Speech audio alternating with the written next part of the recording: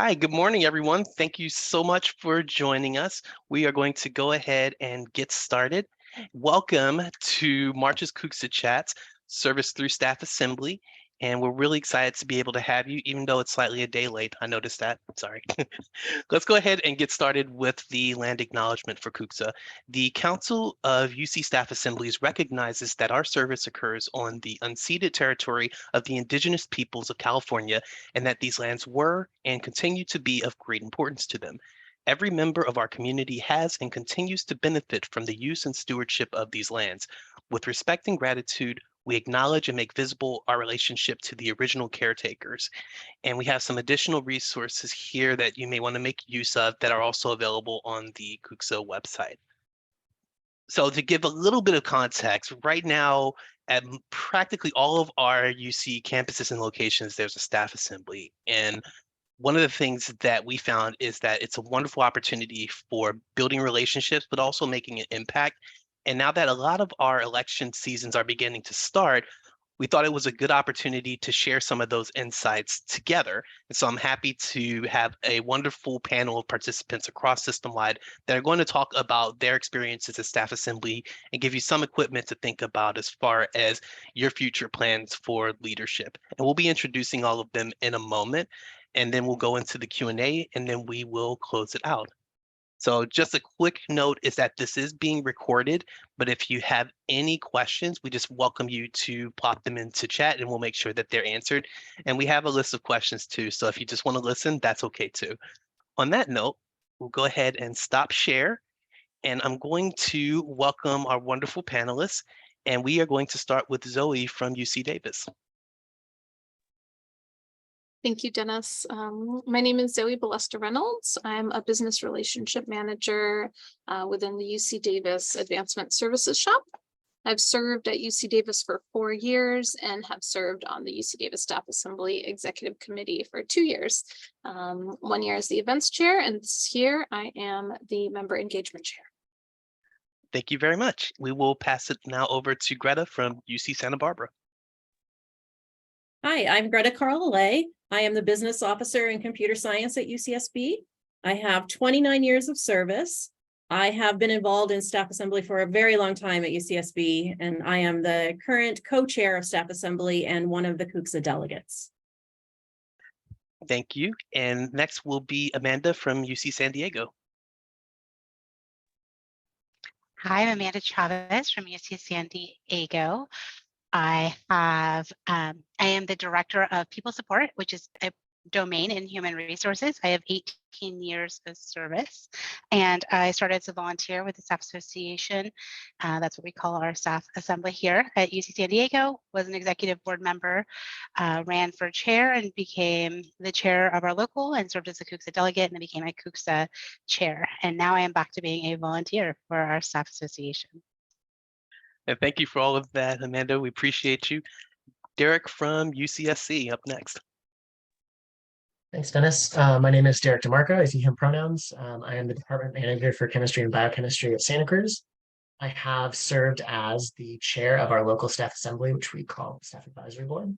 And I have been in CUCSA leadership as the operations officer. Just about 10 years of service in UC. Okay, thank you, Derek. And Trish, we'll have you next from UCOP. Thanks, Dennis. I'm Trish Dolan. I am the Regions Coordinator for the CFO Division at Office of the President. I am a 33-year veteran of both UC Berkeley and Office of the President. I came to OPSA at the start of the pandemic. I started my stint with Staff Assembly as really events, and during the pandemic it was really hard to create events, as we all know, but it was truly the goal from there to stay connected, keep people in a positive state, and keep morale high, which is a challenge, as we all know, and was asked to and voted in to be chair. So I have been chair for the last 2 years of my 3 years with OPSA, and I'm looking forward to just being a volunteer after June. So, but excited to keep the momentum going, because staff assembly at Office of the President has not really had the caliber of impact that those on campuses have had. So excited to make that and be that part of my legacy. Great. Thank you very much, Trish. And Kelly from UCLA, you're up next. Good morning, everybody. Kelly Goodman from UCLA. I am the outreach campus manager for Associated Students of UCLA, which is a not-for-profit on campus that runs the stores, restaurants, funds student media and student government. And funnily enough, I am the VP of outreach for Staff Assembly. I do a lot of outreaching. This is my 3rd year in Staff Assembly, and I have 21 years of service at UCLA. And thank you, everybody, for being here. Thank you, Kelly. We'll pass it over to Shelly at Berkeley. Hi, my name is Shelly Gough. I'm a senior HR business partner at UC Berkeley. I am also the co-chair-elect for our Berkeley Staff Assembly Governance Council. So on July 1, I will become the co-chair. And I'm very excited to be here at a CUCSA event. I love CUCSA and how everybody comes together from all of the UCs to connect and work together to make change for staff employees. So thank you for coming and thank you for having me. And I have 5 years of service, sorry. You're fine. Thank you, Shelly. Crystal, you're up next. Good morning, everyone. My name is Crystal Petrini, and I'm at UC Riverside. I am currently part of the CUCSA Executive Board, so I am the immediate past chair, but today I'm mostly here for my role as a former president of the UCR Staff Assembly. I have almost 10 years of service, and I'm an alumni of UC Santa Barbara. Thank you, Crystal. We'll pass it over to Josh. Good morning, everyone. I'm Josh Reinhold. I'm the Deputy Registrar at UC Merced, and I am also just shy of 10 years. I got 2 months to go. In May, I'll be 10 years at Merced. And this year, I'm serving as our local Staff Assembly Secretary, and it's my first year working with Staff Assembly on our campus. Thank you, Josh, and we will close it out with Gretchen. Hi, I'm Gretchen Verdugo with UC Irvine. I'm the manager of strategic initiatives and analysis for graduate and family housing. And I've been volunteering with Staff Assembly for a little over 3 years. I served as the past co-chair of the scholarship committee, responsible for coordinating the funding of staff scholarships. And I currently serve as a member of the scholarship committee on UCI Staff Assembly. Great, thank you very much. And we are going to go ahead and go into our questions. I invite anyone that's in the audience, if you have one that comes up, please feel free to place it in chat. Otherwise, we have a list that we were able to share earlier, so it should be a good conversation. The first question will be for Greta along with Josh, and it's this. What got you to be involved in Staff Assembly? And we'll start with you, Greta. So I got involved in Staff Assembly in a very funny way. It was a long time ago, about 20 years ago, during our staff celebration week. The ice cream social that we normally had was canceled, and I was complaining to one of my friends, I can't believe they canceled the ice cream social. Why would they cancel the ice cream social? And I had no idea who they was, but they canceled it, and I was very upset. And she explained to me that the they was Staff Assembly, and it was canceled because they just did not have enough people on their board to run it that year. And she said to me, if you want an ice cream social, you should join Staff Assembly and you could do the ice cream social. And so I did. But what it really taught me was that complaining is really easy. It was really easy for me just to complain that that didn't exist for me. But getting on Staff Assembly and being a change agent and helping inspire change in others is a lot more rewarding. It's also more challenging, but it's more rewarding. And so in the end, my complaining paid off for me, but it really taught me a lesson, and it's kept me in Staff Assembly for a long time. And then for me, I was involved with our Professional Registrar Association at a national level a few years ago as a volunteer on a committee. And then when my term ended there, I also got involved with our Regional Registrar Association called PACRO, and I was the secretary for that. And my term was ending pretty recently last year. And I thought, I've been doing all this stuff outside, you know, and nationally, I go across the country to these meetings. I go to different states in the regional area, but there's so much close to home that I could do on my own campus to serve. So I kind of went from like national to regional, now to local. And this is my chance to bring back leadership and just some input to our own campus very close to home. Great, thank you very much. I do see we have one question in chat that relates more to CUCSA. We'll get back to that in a second. We have a few folks who I think can answer it very well, but let's jump over to our next question first. And this relates to being on a staff assembly board. And this question is for Derek and Zoe. Can you describe a day in the life of being on a staff assembly executive board? And we'll start with you, Zoe. Awesome. Yeah, so for our local UC Davis staff assembly, I would say it definitely depends on the role that you have and your balanced work and volunteer time commitments. But generally speaking, I would say we work on we have general monthly meetings with all staff, and so we work on that kind of preparation. We have monthly executive committee, that's the name of our staff assembly leadership meetings. So we work on preparation for those meetings as well, brainstorming new ideas, outreach and email. I think as Greta mentioned earlier, lots of feedback about many different things on campus. So looking through emails, responding to other staff, also just outreaching other members of campus for initiatives that the staff assembly might be working on. We also have a biweekly newsletter at UC Davis, so working on content for the newsletter. Great, thank you.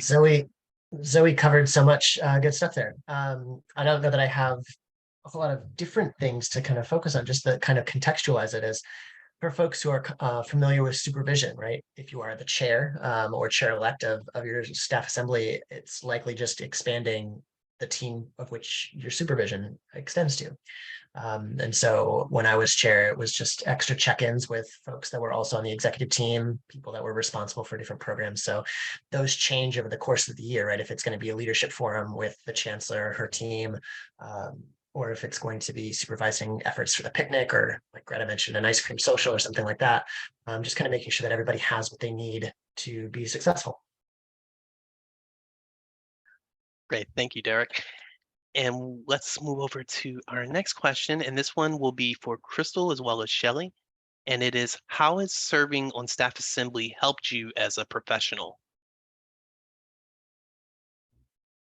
So I think for me, serving on staff assembly, it was so far outside of my normal day-to-day operations in terms of, helping students find housing and evicting them from said housing if need be. And so I needed some sunshine in my life, and staff assembly really helped bring kind of fulfillment that I think I was missing in my day-to-day job. And through kind of jumping into something that I wasn't really sure of or aware of or didn't know how it worked, I think doing it even though I was scared helped me start to develop different areas of myself personally, which led directly into my professional career. I was then able to make a job jump as I moved into the presidential track of my local staff assembly. And as president, especially during engagement survey year, that gave me a lot of visibility on campus. I was doing a lot of road shows. I was doing a lot of presentations, which I didn't have the opportunity to do in my regular job. I remember my IDP I would like to give a presentation to 7 people. And by the end of my presidential year, I had given presentations to thousands of people. And so I think, that alone just shows that in a 3-year period, I had a dream of just improving myself this much, and staff assembly gave me the opportunity to improve myself in, quantum leaps, essentially. And and actually ended up where someone saw me giving a presentation and, you know, how things work, word of mouth around a campus. They said, hey, there's an opening in my college. I want that person to be working in my college. Can you tell them that they should be applying for this job? Because this is the kind of person that we want to see. This is the kind of work that we want being done in our college. And we think that they would have that kind of impact. And that was the first time that I really recognized how concrete these positions, what kind of concrete impact they could have on your professional development and on your career. And I think that's probably the most direct example that I've ever seen.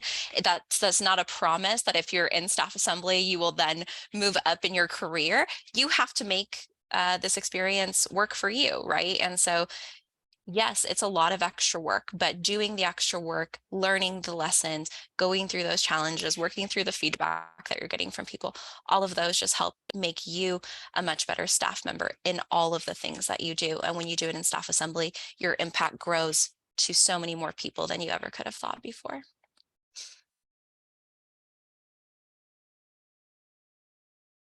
For me, I am so empowered by the change and impact that we're able to make on our Staff Assembly Governance Council. And, you know, some of the things that we're working on for staff, because a lot of the times we see these policies come in for faculty and for students, and they're getting all these great things. And I want those things for our staff members. And I really feel that at Berkeley Staff Assembly, we're able to make an impact on our campus. Some of the things that we're working on right now are trying to lower our parking for lower paid employees and getting it on a sliding scale based on your salary. We're also trying to negotiate a change to our disability plan for short-term disability for pregnant moms, so they might not have to take those 22 days of leave, sick leave prior to going on disability, and they can use that on the back end. Providing childcare reimbursements to staff like we do for our graduate student assistants, and having brown bags on our new parental and family care and bonding plan that we just got that pays 100% for 8 weeks if you qualify for FMLA. So these things really excite me, and then it bleeds into my other work, and it just puts me in a good mood because we're making an impact for staff. We're fighting for our right to be included as much as our students and as much as our faculty, because the staff is the backbone of the university. We do everything behind the scenes, in front of the scenes, in the middle of the scenes. And BSA here at Berkeley, we are here to really make an impact for all staff and then share that with CUCSA so that the other UCs can take advantage of some of the small wins that we've been able to make. Thank you for that point. And I would just add to that, one of the big upsides of this work in staff assemblies is the level of communication we have among all of our locations, where we'll see a really cool concept that happens at Berkeley or at Merced and go, I'm going to steal that and go to talk to our leadership about it and say, we need a version of this. I know at Riverside, when I was president there, we saw the Gaucho mentor connection and said, let's bring it to Riverside. And it became the Highlander mentor connection. And similar, even with Berkeley having a professional conference, that was something that is happening now at Riverside as we speak, and it's in its 3rd year. So I think there's so much power in the connectivity between our locations and being able to say, hey, let's borrow and apply that to where we are. So I think that's one of the real things where you can see this incremental change because we're communicating and working together. So thank you for adding that point, Shelly. We can go over to our next question, and this will be for Trish as well as Gretchen, and it is, how has serving on staff assembly helped your leadership skills? And we'll start with you, Trish. Thanks, Dennis. I think this has been an incredible opportunity to do something that is outside of my normal range of work. I technically am an independent contributor, even though I shepherd the division's regents program to the secretary of the regents, then to the board meetings. I still kind of operate as a solo. I'm on a small team of 3, and this gave me an opportunity to really flex a muscle that I didn't know I had. And that was to excite and lead other staff, to advocate, communicate, and to create an opportunity for other staff to find a voice in staff assembly. So right now, Office of the President has just launched being an official employee resource group for OPSA, as well as the other former affinity groups. So this is giving all of us who are in executive board positions an opportunity to really sit at the table where there was never even a table or a chair available for us. And our organization is so different than you all. Listening to all of you at a campus and your excitement and your ability to really engage with such a larger group of people, I'm going to be curious to see how many people from Office of the President are actually on this call who are not on OPSA. Because it's really a different beast. And it's this time where, again, like I said earlier, I'd like my legacy to be that it becomes a thing that staff at Office of the President desire to be a part of, either on the board or as a volunteer on a regular basis, because the work that we're doing is so important. And it does give people who are new a chance to meet other people who might be like-minded, who want to make change, but don't really know where to go or to whom they could turn to. So that's one of the things I'm super excited about, that this gave me an opportunity to really flex that muscle that I wasn't really able to do in my day-to-day job. Thanks, Trish. And Trish touched on this a bit when she talked about her impact on others. I think in terms of leadership skills, the most important leadership skill is to be able to impact upon others on your team or people who report to you.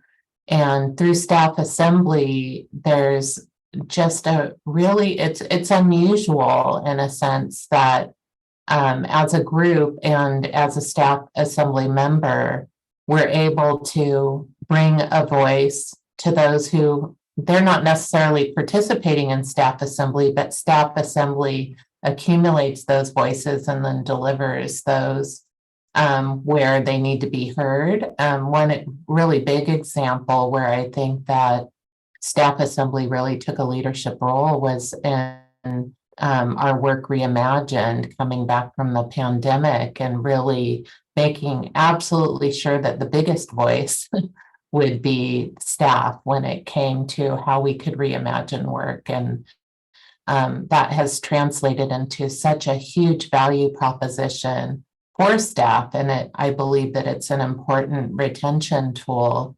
that we've been able to deliver. And it's almost, staff assembly can also function for you in terms of leadership skills. You can take on as much responsibility as you're willing to take on, but also functionally, it gives you an opportunity to take on roles in different areas like finance or marketing. And also, I get tapped often by leadership or by other staff members who just want to know what staff assembly's take is on different topics. And they know that I'm involved in staff assembly. And here on our campus, staff assembly has a seat at the table for important selection committees as well. So those are all different areas that I feel like staff assembly has really given me a unique opportunity to serve and to lead.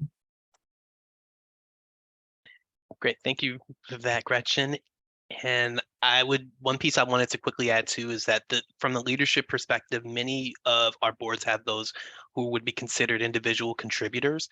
And so I think it gives folks an opportunity to begin to develop that capacity for leading, and it can help you in drawing out maybe that hidden talent in a measurable way, where even in talking to folks that you are your supervisors, you're saying, I get a chance to lead a committee or lead this effort. And so I do think that there are ways that if you have a conversation, whether you're serving as a board or even serving as chair or president, there's still a way to develop this in a measurable way that will help you in your own professional future. So I thought that's one piece I wanted to just note for everyone.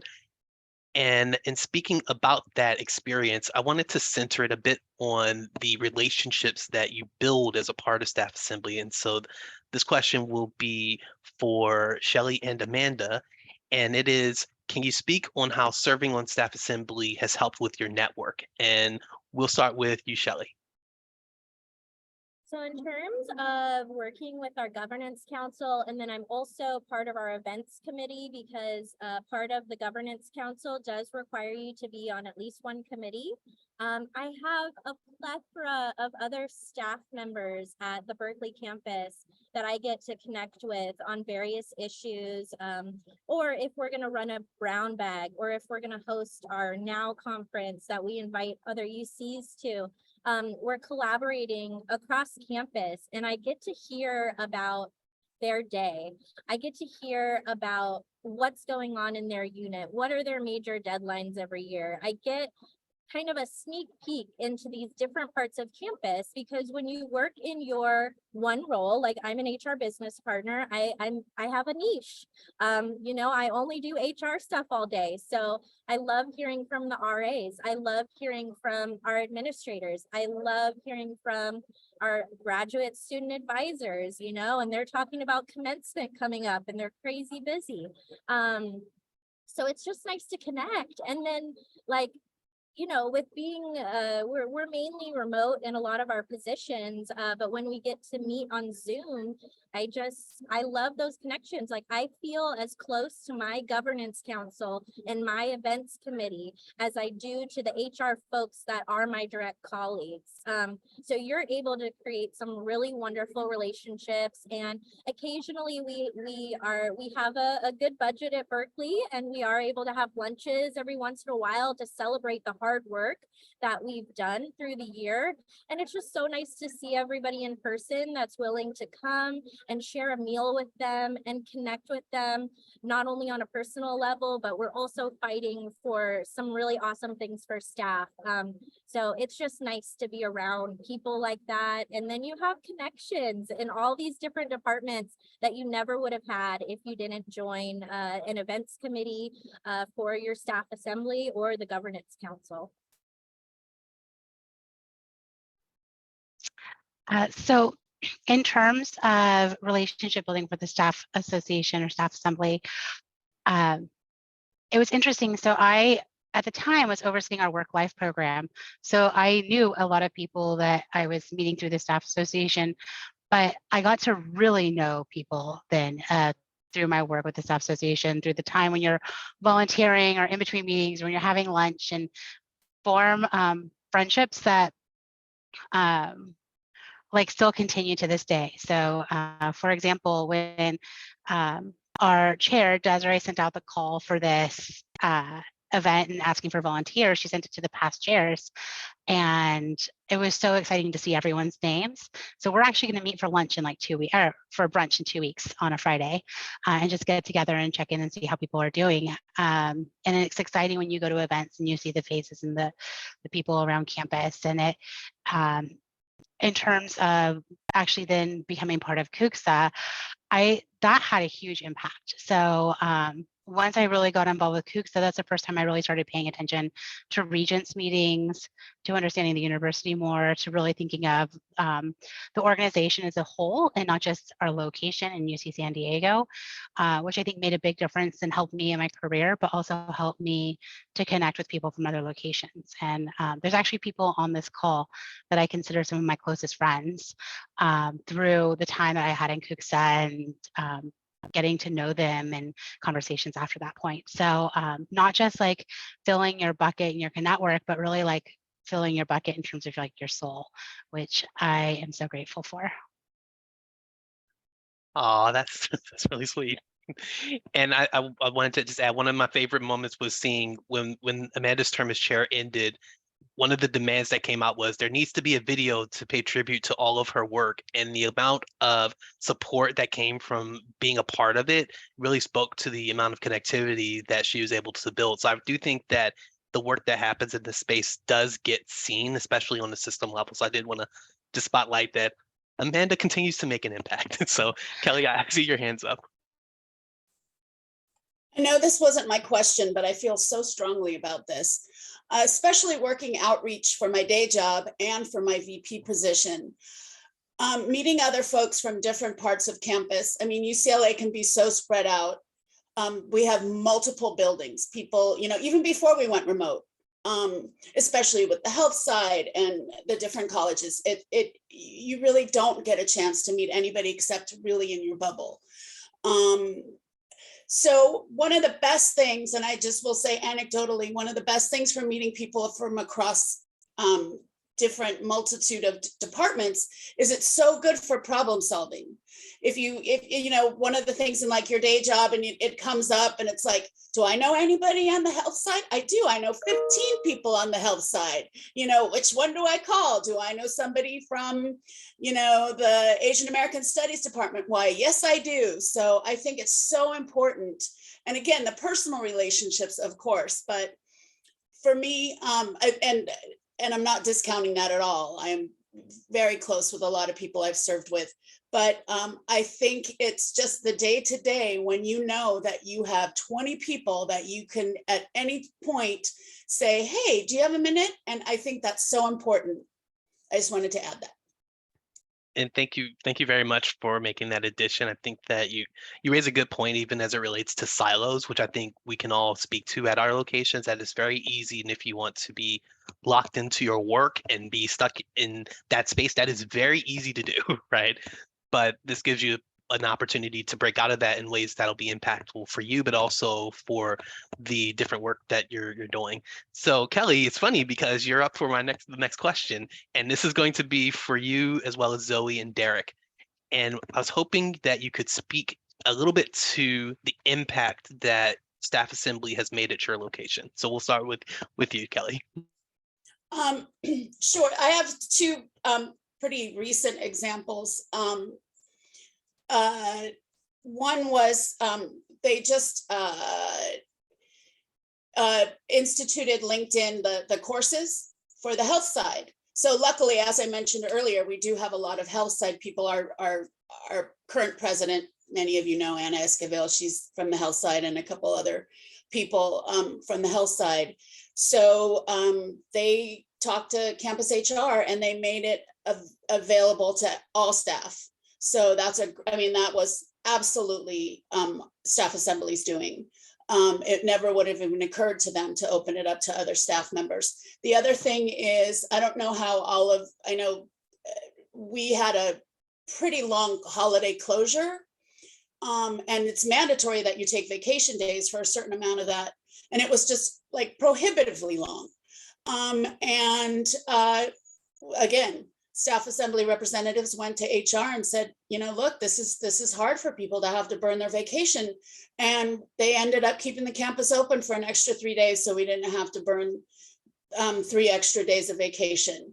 I know there's a lot of other things we work on behind the scenes, and that's one of the things that attracted to me. Greta, I was laughing when you're saying about the ice cream social. I mean, to me, Staff Assembly was, they did a big picnic every year. And until I really got involved and found out like what is involved, and really advocating for staff. And I think Shelly, you mentioned this, that just makes me feel so good that, to be part of something bigger than myself, and that I'm really advocating for the rest of staff. So those are a couple examples.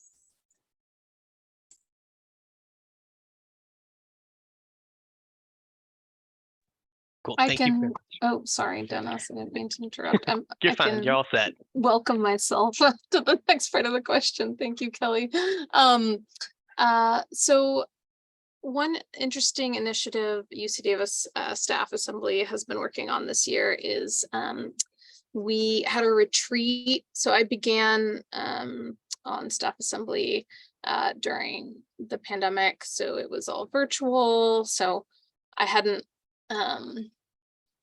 participated previously to that. So I think I didn't know what, I don't know if the word normal is allowed, but I didn't know what previous times did. So I just definitely didn't know what virtual times were like. So at the beginning of this this staff assembly session fiscal year, we had a retreat, and we met in person for a whole day to get to know each other in person and talk about what our goals were and what we wanted the year to look like. And one interesting topic we spoke about was that new employees during past 2 to 3 years don't have the same experience as employees who started before that time, potentially. And what were positive aspects of new employee, let's say, orientations before? And is there some way that we could bring awareness about staff assembly to this new virtual world that we were in? So we've launched a new employee orientation initiative.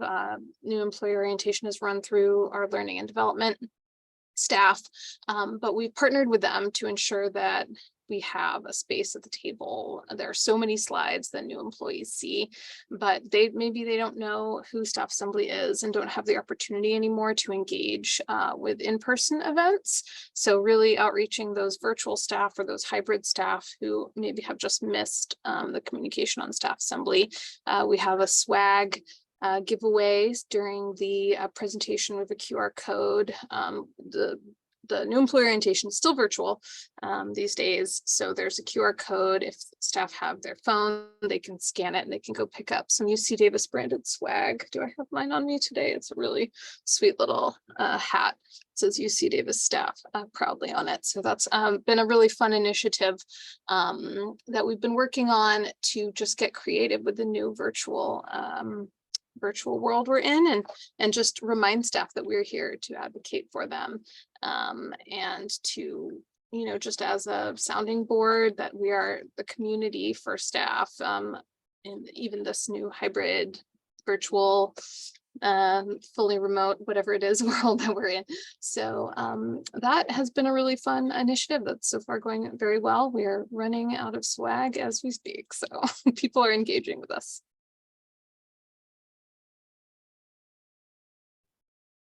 Yeah, and I think I heard Dennis say my name, but if I didn't, you can mute me, pull me off the screen. So I'm not sure how many folks have heard, studied employee engagement.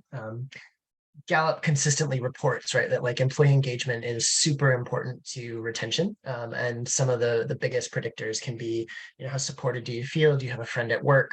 Do you feel like you're heard? Do you feel like you have what you need to succeed, right? And I think that staff assemblies and CUCSA together are impactful when we leverage concerns in those areas, right? We don't exist alone. I think it's important to acknowledge the allyship that staff organizations get, either from faculty groups, student groups, but paid family leave, paid family child bonding, right? These are programs that are relatively new for organization and are a direct result of our continued advocacy and engagement with campus and system-wide leaders. That makes a difference when folks are thinking about where to stay as an employee, where to join as an employee, and how valued they feel when they feel like they are being seen and that they have the support they need to take a medical leave. That's important. That makes a difference. Mentorship programs abound across the system, often modeled off of other campuses. As we join in CUCSA and hear about what other things are happening across the system, we replicate the successful initiatives that we hear. And I think that's positive for all staff members, because oftentimes new employees don't have a really clear professional development track to follow in a small unit. And if they get partnered with a campus-wide, location-wide mentorship program, they get to meet people that they otherwise wouldn't have engaged with. And that starts to fill in some of those questions that I referenced earlier, right? Do I have a friend at work? Do I have the support that I need to learn new skills to see where I am going to be in 5 years, 10 years? And then that helps with retention issues, right? All of these things are things that staff assemblies and system-wide organizations have advocated about for years, because when we have gaps in our staffing, everyone that stays suffers. So right, this perverse incentive where you stayed and now you get to do 2 jobs instead of 1 because your fellow employee left and didn't get replaced for 9 months. So I think that there are a lot of really great ways that we drive better engagement. I think there's really significant long-term systemic issues that we push on and make a difference in. Great, thank you very much for that thoughtful response. And I wanted to move over to our next question, which relates to supervisory support. And I know one of the challenges that sometimes emerges is, well, what does my boss going to think about this? And so I wanted to ask Josh, Gretchen, and Trish, how has your supervisor responded to your service with Staff Assembly? Yeah, my supervisor, oh, do I go Sorry, first? Josh, go ahead. Okay, my supervisor is a former Staff Assembly president at Merced, so she's all for my service and everyone getting involved with Staff Assembly on our campus. I think she'd be supportive as far as I want to go in the organization, all the way up through CUCSA chair and whatnot. But yeah, she's very supportive. I also am thinking about how CUCSA member and Staff Assembly member Alvin Chaw, maybe many of you know him. I don't know if he's on the call this morning, but he is a former supervisee of mine who went on to become president of Staff Assembly at UC Merced. And then now that he's past president, we meet together occasionally for check-ins. And in a sense, he's kind of like my supervisor within Staff Assembly at Merced. And it's really cool to kind of like swap roles with him now, because formerly I was his supervisor, now he's mine in a sense. And just seeing him grow and be a leader for me is really cool to see that process take place. I'll go ahead. Oh. I'll go ahead and go. So my supervisor has been extremely supportive, and it's often a topic of our one-on-ones, just kind of what's new and Staff Assembly. And I know that oftentimes agenda items for our senior leadership team come from Staff Assembly as well. It's kind of a two-way communication. So I think that it is a value added for her, as well as she's just trying to be a good supervisor and support me in the things that I want to do for my own development. But definitely I've been encouraged to take on responsibility. And even, when election cycles come, she'll send me an email saying, I really think you'd be great in one of these roles. So yeah, I feel super supported. Thanks. All right, I'm going to be the outlier. My manager really doesn't have a clue as to how deeply involved I am and what the extent of the work that it is that I'm doing. And again, I think this comes from the place of OP is a different beast than a campus. We are significantly smaller, and well, we are incredibly smaller. There's only about 12 to 1,800 people who work at our 4 locations total. So it's kind of a challenge. And, when I share information about the things that I'm doing and talking about how I'm going to incorporate some of the leadership items that I have been developing and have developed and have put forth in my step, it's kind of like, well, that's just kind of on the side, right? This isn't really, you can't put it in sort of like the main part, let's focus on what your job is. And I thought, I'm going to need to go back and talk to some of you about how you all incorporate that, because that's where I feel like Office of the President is a very different creature when it comes to supporting staff on how this part of our participation and this part of working for staff to improve staff and to build voice for them is not as appreciated as it is on a campus. And I think that's due to the fact that we are just a staff focused, where campuses have staff is the backbone, because you are forward facing with students and you are forward facing with faculty. And if either of those populations didn't have you, they would be floundering. So this gives me a really interesting place to pause and say, I wonder how we at Office of the President can improve what we do and how we do it and how we have better credit for what we do for staff from leadership. Crystal, I see your hands up.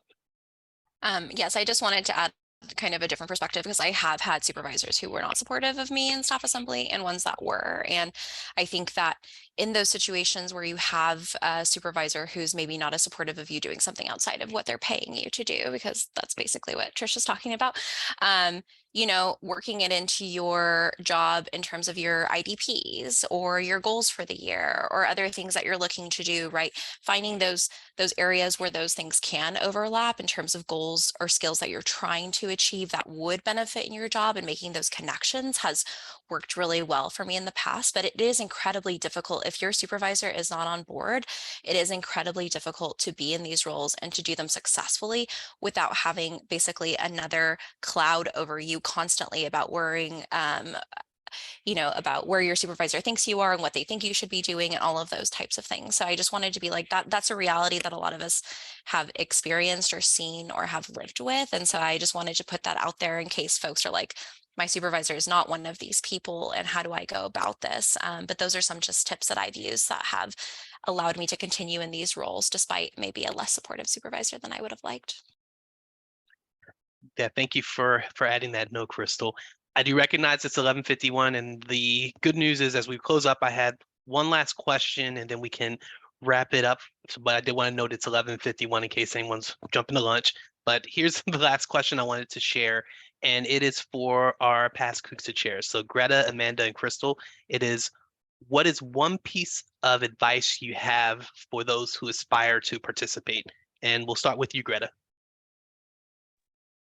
I would say that you get out of staff assembly what you put into it. So all of these skills that we've all talked about developing as being a part of staff assembly, we got those because we really committed our time. And I know time feels like the hardest thing right now. How could I possibly do something else on top of my job? I have heard that giving your time as a volunteer has this psychological effect on your time affluence, where you actually feel like you have more time when you give time volunteering, because that time committed makes you happier. And so all of your time spent puts you in a better place. So I would say, don't let this concern about not having enough time because of your job stop you from wanting to get involved and committing to staff assembly. I'll go and kind of pick up on that because I think that I love what Greta said about what you get in, what you put out. But if you're worried about the time too, you can start small. Like I started as a volunteer for like 5 years. And I think that's a really good way to start and start to meet people and to really get a sense of like what you see as your role on the board and where you want to go. So feel free to go fully in if you're already a volunteer and really connected. But if you're not, and this is kind of the first time you're exploring things, look for those opportunities, those events that you could volunteer with. Look for the information coming from like UCAN, which is the UC Advocacy Network, that you could start to feel like your voice is making a difference. Where it doesn't necessarily take as much time, but it's a good way to kind of start dabbling into the advocacy and the events and impact you can make as part of the staff association or staff assembly. Yeah, and I totally agree with all the things that Greta and Amanda have shared. I also started on committee, was not ready to just jump into the board right away. So definitely take their advice to heart. And mine would just say it would be something that I alluded to in my first statement, but do it scared. You know, I think a lot of these things are very scary to kind of jump into. It's very scary to like make a presentation in front of 400 people. It's very scary to speak at public comment in front of the regions. It's scary to go to your chancellor and say, we have a problem. What are we going to do to solve it, right? It takes a lot of courage, I think, to kind of engage in those conversations and to engage in a way that is politically savvy, that is polite and respectful, that makes them want to continue to partner with you and continue to talk to you. And I am scared all of the time, and I take it and I take a deep breath and I keep moving forward, because I know that all of the work that we do has far-reaching benefits and impacts. And even if it doesn't have an impact that day, that week, that month, it could have an impact 4 or 5 years down the line. The paid family leave program that Derek was talking about, that I was on a paid family leave work group my first year as a CUCSA delegate. And, you know, we did so much work and it felt kind of flat. And then there was a system-wide committee. And so we're like, okay, let's get folks on that system-wide committee. And then it seemed to still kind of go flat. And then it was finally like, okay, let's get to the Council of Chancellors. And then they approved it. So, you know, within a 4 or 5 year period, we went from being a CUCSA delegate on a work group to now seeing a 100% implemented program across the system. And those are the kinds of benefits that you can see on all different kinds of scales, you know, just based on the different type of work that we do. And I know we're all tired and I know there's not enough staff, but if we're not out there fighting for those things to change, then it's not going to get any better. And it takes all of us to be able to do that. So those would be all of my pieces of advice to anyone who's looking to do this. Do it scared. Well, thank you all for giving that feedback. And the last one piece I would share, since I asked everyone else to do it, I feel left out and I'm having FOMO. But there's 2 pieces I'd share is that for those who are scared, who may be introverted, I would just say your growth begins at the edge of what your comfort zone is. And so it's okay to lean into that and say, I am terrified. Folks who knew me when I first started this would say that I'm markedly different in terms of how much I have to say. But it came because I pushed myself and I had supporting folks to do it. And so just know that if you get involved in this, folks are there to support you and help your growth as a person. And so it's okay to put yourself out there. And the last piece I always tell folks is the main requirement for this work is interest. Everything else you can learn over time. So if you have the interest, it's okay to run with that and take advantage. And there's a way at all of these different staff assemblies. If you have interest, we will find a way to put that interest to work. So if you have an idea, come with it, because maybe that's something that needed to exist that you can bring to the forefront. So just know that that's the biggest prerequisite for this type of work that you're doing. And so on that note, I did want to thank those who did a little bit of work with us today and gave us some of their time. So thank you to our panel. And I wanted to just share one thing coming up for CUCSA on April 28th, and you'll have a chance to see Crystal again at our Latinx staff leadership panel. So we'll go ahead and do a quick screen share. This is also going to feature a few other distinguished leaders in the UC, including Edward Abeta from UC San Diego, Lupe Gallegos Diaz from UCOP, and also Julianne Martinez, who is at UCOP. So this will be a good conversation. You can register for it today. I encourage y'all to take advantage. We'll also have a couple other things coming up the rest of the year, CUCSA wide. So just please be sure to check out our newsletter and social media. And speaking of social media, here's everything you need to know. We have all sorts of ways to get connected. I encourage you to take advantage. And if you have ideas or thoughts, please feel free to email us. And as I stop share, I also want to thank Jim Bowser, who's been behind the scenes and helping with a lot of work. And it all came together to just show that this is an opportunity for you if you choose to take advantage. And we'd love to have you in any form, whether it's on the board or as a volunteer, or even as an advocate for what we do. We appreciate any way you'd want to support Staff Assembly. So on that note, I'm going to wish everyone a wonderful lunch and rest of the week. And thanks so much for joining us. You take care.